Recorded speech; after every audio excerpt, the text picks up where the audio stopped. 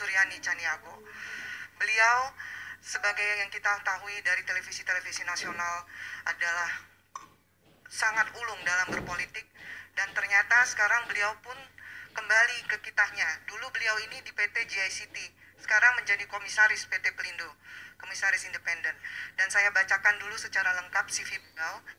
Beliau adalah lulus dari didikan sarjana ekonomi, Sekolah Tinggi Ilmu Ekonomi Indonesia, mempunyai 2 orang anak, bekerja di PT GICT pada tahun 2000 sampai 2014, menjadi anggota DPR RI tahun 2014 sampai 2019, dan kembali menjadi anggota DPR RI di tahun 2021 sampai 2024. Beliau juga HRD Advisor untuk media dari 2019 sampai sekarang. Dan kemudian riwayat organisasi beliau sangat panjang, bersingkat untuk waktu berikutnya.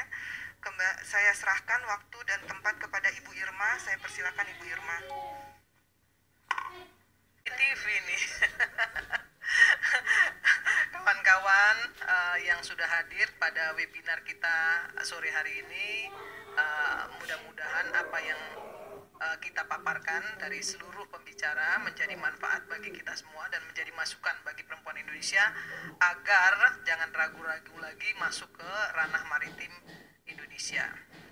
Hari ini paparan saya terkait dengan pekerjaan, posisi, diskriminasi, dan konklusi pekerja perempuan di sektor maritim.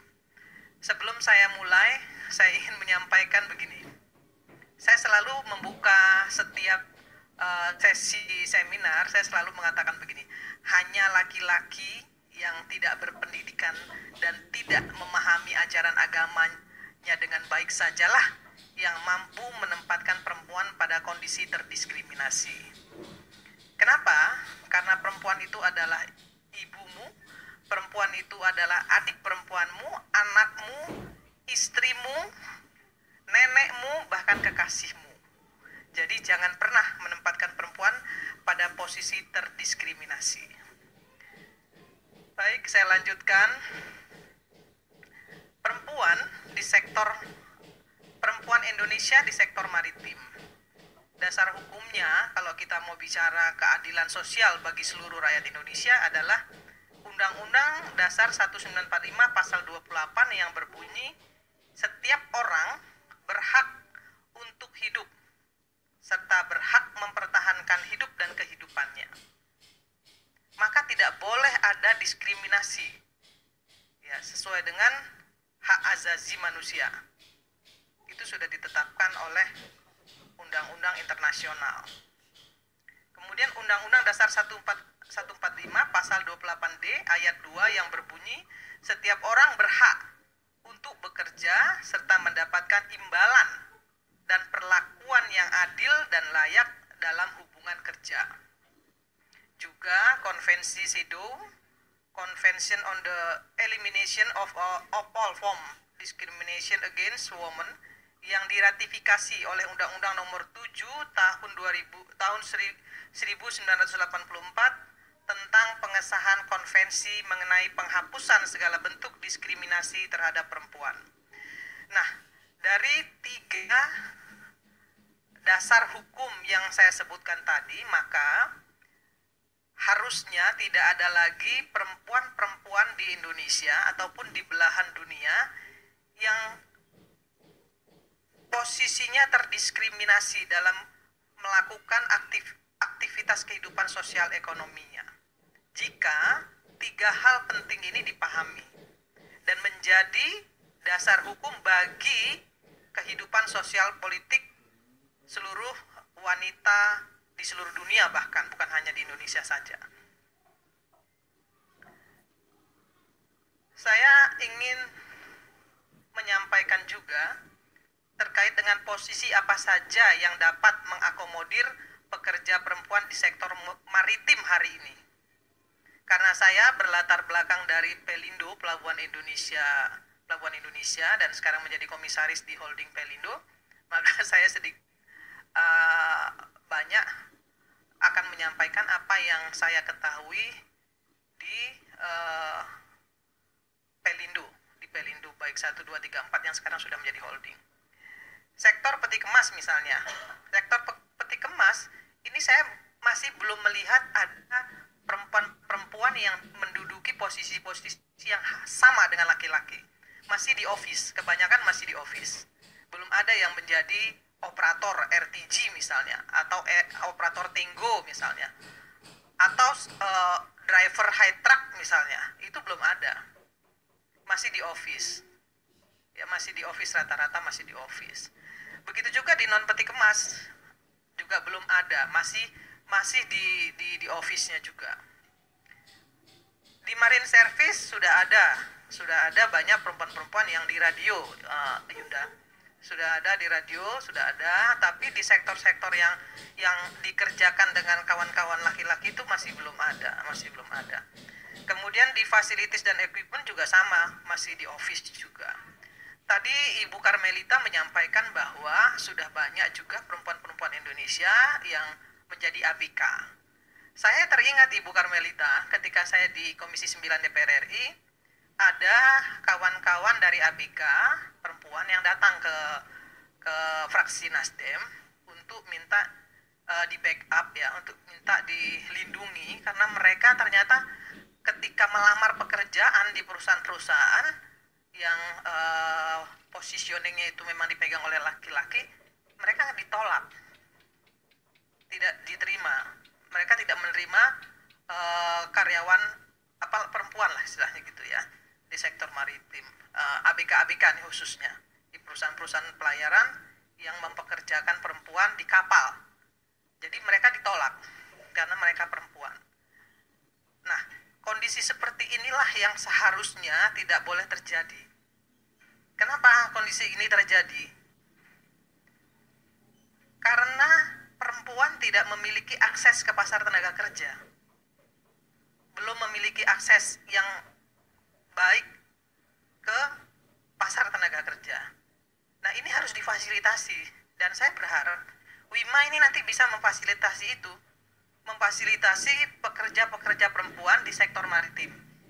Agar perusahaan-perusahaan itu nggak menolak pekerja-pekerja perempuan yang bisa dan mampu bekerja setara dengan kawan-kawan laki-laki. Meskipun tidak sama persis, karena perempuan dan laki-laki itu tidak bisa dinilai apple to apple. Kodrat perempuan berbeda dengan laki-laki. Perempuan harus haid. Kadang-kadang kalau haid itu ada yang sakit sehingga berminggu-minggu nggak bisa kerja. Kemudian belum lagi kalau hamil, belum lagi kalau melahirkan. Maka saya selalu mengatakan bahwa perbandingan perempuan dan laki-laki secara physically tidak boleh 100:100 awalnya Yunda. Harus 100:75 karena fisiknya beda. Satu laki-laki itu harus berbanding dengan 75 perempuan. Itu sama 1:1. Harusnya seperti itu. Karena perempuan punya bukan kelemahan tapi kodrat. Bukan kelemahan. Nah, ini yang seharusnya dilakukan melalui apa? Regulasi. Regulasinya apa? Tentu undang-undang kesetaraan gender yang sampai hari ini belum bisa masuk ke prolegnas dan apalagi dibahas. Masuk ke prolegnas saja susah. Makanya tadi di depan saya bilang, ya, hanya laki-laki yang tidak berpendidikan dan tidak memahami ajaran agamanya saja yang mampu menempatkan perempuan pada kondisi terdiskriminasi. Kok sulit banget ya meloloskan RUU seperti itu kalau mereka paham bahwa perempuan yang harusnya dia bela itu adalah ibunya, adiknya, sahabatnya, istrinya, bahkan kekasihnya, tentu mereka nggak akan lakukan itu. Saya dari DPR RI, tapi saya selalu mengatakan bahwa harusnya DPR tidak seperti itu. Karena mereka kan wakil rakyat. Dan perempuan itu adalah rakyat. Nah, kemudian pendidikan. Perempuan masih banyak yang sekolahnya Yunda, yang sekolahnya itu masih di sektor di sosial.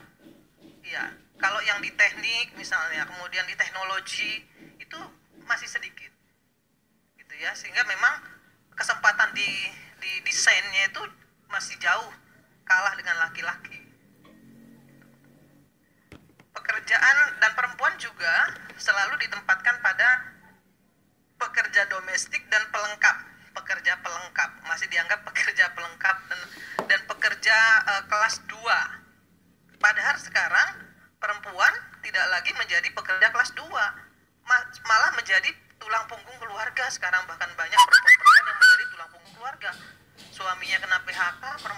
harus memegang tanggung jawab keluarga, nafkah keluarga.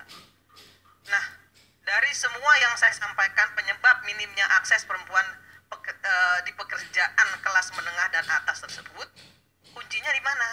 Regulasi. Regulasi yang berpihak kepada kepentingan perempuan sampai hari ini belum ada. Kemudian yang harus dilakukan oleh perempuan Indonesia adalah perempuan Indonesia harus mendukung perempuan-perempuan lainnya. Gitu. Karena hanya perempuan yang tahu apa kepentingan, apa yang bisa mendukung semua aktivitas perempuan di kehidupan sosial dan politiknya. Kalau nggak perempuan, yang mendukung perempuan siapa lagi? Teman-teman laki-laki sudah kita lihat keberpihakannya. Tapi hari ini masih banyak perempuan-perempuan yang tidak paham. Kenapa? Karena ada ajaran agama yang keliru menurut saya, penafsiran ajaran agama yang keliru juga. Yang selalu mengatakan bahwa perempuan itu kodratnya di rumah. Bahkan perempuan itu nggak boleh jadi pemimpin.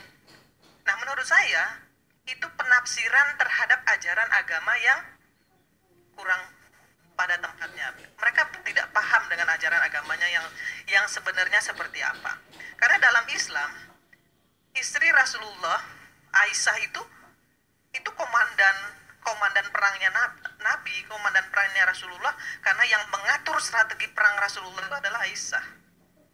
Karena saya Muslim, saya bicara Islam, saya tidak mau bicara agama yang lain, saya takut. Ya. Nah, jadi nggak ada yang seharusnya mengatakan bahwa perempuan itu tempatnya di dapur, sumur, kasur. Nggak seperti itu. Iya, dapur, sumur, kasur, menyedihkan. Irma Suryani Caniawu nggak mau di situ. Saya mau menjadi wanita yang seutuhnya manusia, yang dihormati sama dengan laki-laki. Kenapa? Karena saya punya kapasitas, kapabilitas, dan akuntabilitas. Nah, itulah yang harusnya dimiliki oleh perempuan Indonesia. Dan Yunda, mungkin di WIMA ini saya usul pendidikan komunikasi publik ini masih belum banyak dimiliki oleh perempuan-perempuan Indonesia. Perempuan Indonesia itu belum banyak yang kalau ngomong itu terstruktur. Seperti Yanti misalnya ketika bicara, seperti Yunda ketika bicara misalnya, masih belum banyak yang bisa ngomong terstruktur. Kalau perempuan bicara terstruktur, orang akan melihat dia pintar, orang akan melihat dia cerdas, sehingga nilai jualnya baik. Nah, kalau ngomong aja belepotan, gimana orang mau percaya, kan gitu. Nah, ini yang masih banyak harus dikejar, harus banyak di backup oleh WIMA untuk perempuan-perempuan Indonesia. Public speakingnya mungkin harus diperkuat. Itu yang saya alami ketika saya di dunia politik, Yanti. Jadi di DPR RI itu ketika kita rapat misalnya, itu banyak sekali yang cuma jadi follower. Duduk, datang, diam. Kenapa? Karena nggak bisa ngomong. Dia tahu, tapi dia nggak bisa ngomong. Bahkan ada yang kadang-kadang ngomong itu ditulis dulu, kemudian dibacain. Padahal dia anggota DPR RI loh. Menyedihkan. Kenapa? Karena partai politiknya tidak memberikan pengetahuan tentang komunikasi publik yang bagus. Padahal orang politik itu harus bisa, ya. Nah, sama di perusahaan pun juga harus bisa. Gitu, komunikasi publiknya harus baik. Baiklah, saya akan lanjut ke konklusi. Saya ingin sampaikan bahwa seperti yang saya bilang tadi, pelurusan penafsiran terhadap ajaran agama yang tidak tepat. Nah, kemudian yang kedua, regulasi pemerintah yang berpihak kepada pengarus utamaan gender, pengarus utamaan kepentingan perempuan. Ini wajib, Yunda. Kalau nggak bisa. Ya, regulasinya harus berpihak. Kemudian perlunya undang-undang perlindungan kesetaraan gender seperti yang saya bilang tadi, karena undang-undang itu menjamin penghapusan diskriminasi, kekerasan terhadap perempuan, penghapusan semua praktek yang membahayakan perempuan, dan menyadari pelayanan dan pekerjaan perempuan, dan memastikan bahwa perempuan dapat berpartisipasi penuh dalam kehidupan sosial, ekonomi, dan politik. Kemudian kemudian pemerataan pendidikan. Seperti yang saya bilang tadi, Yunda, pemerataan pendidikan ini jangan sampai perempuan tuh hanya sekedar misalnya sekolah guru atau kemudian manajemen, akuntansi gitu, tapi di teknik, elektro dan lain sebagainya masih jarang. Nah, itu harus didorong gitu sehingga lapangan pekerjaan yang harusnya bisa diisi oleh perempuan jadi diisi oleh laki-laki. Karena apa? Karena kurangnya minat perempuan ke bidang-bidang tersebut. Nah, ini juga harus direbut dan melalui WIMA mungkin ini akan bisa tersosialisasikan kepada publik dengan baik. Mungkin itu saja yang bisa saya sampaikan. Terima kasih.